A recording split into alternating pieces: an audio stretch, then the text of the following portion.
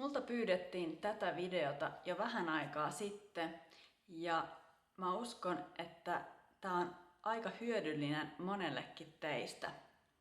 Sähköpostit on nimittäin siitä hyviä, että ne on oikeastaan ainoa tilaisuus käyttää suomen kirjakieltä, eli sitä kieltä, mitä te opiskelette kielikursseilla. Niin kuin mä oon jo aikaisemmin sanonut, niin puhuessa sä käytät aina puhekieltä. Samoin kirjoittaessa WhatsApp-viestejä sun kavereitten tai perheen kanssa. Mutta sähköposteissa sun täytyy kirjoittaa kirjakieltä. Eli työsähköpostit kirjakieltä. Vaikka sä kirjoittaisit jonkun sun työkaverin kanssa, niin puhekielellä kirjoittaminen vaan antaa susta epäammattimaisen kuvan. Poikkeuksena on tästä joku erittäin tuttu henkilö, ja mä luulisin, että työpaikoilla on vähän eri käytäntöjä, mutta mä suosittelen, että ootat ensin ja katot, miten muut kirjoittaa.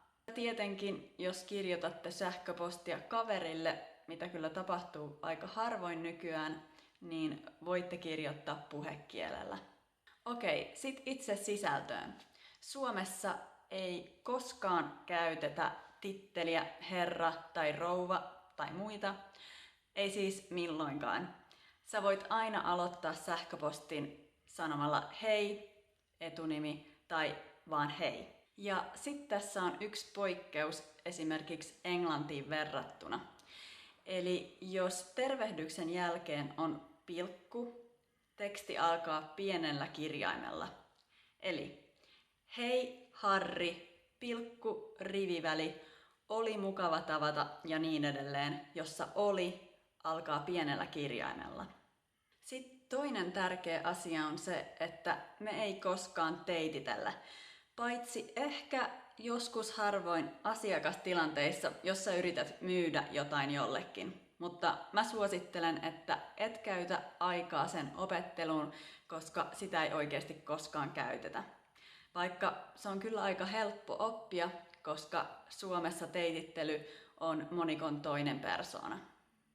Eli nyt sä tiedät, miten aloittaa sähköposti ja millaista kieltä käyttää, joten kun sä oot kirjoittanut sun viestin, on aika hyvästellä.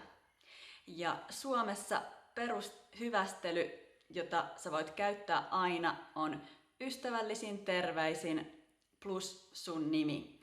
Etunimi ja sukunimi, jos sä et tunne vielä tätä henkilöä, tai sit vaan etunimi, jos sä kirjoitat jollekin tutulle. Ja tutulle sä voit muutenkin kirjoittaa vaan terveisin tai vaikka terkuin ja sun oma etunimi. Mutta Suomessa voi käyttää myös luovuutta, ja mun äitin tervehdykset on yleensä hyvinkin tarkka kuvaus sen hetkisestä säästä, joten joskus mä oon saanut viestejä aurinkoisin 3 asteen pakkasterveisin. Kiitos äiti. Okei, mä oon nyt varma, että te osaatte kirjoittaa mahtavia sähköposteja, joten puolipilvisin ja tuulisin, mutta suhteellisen lämpimin terveisin, finished.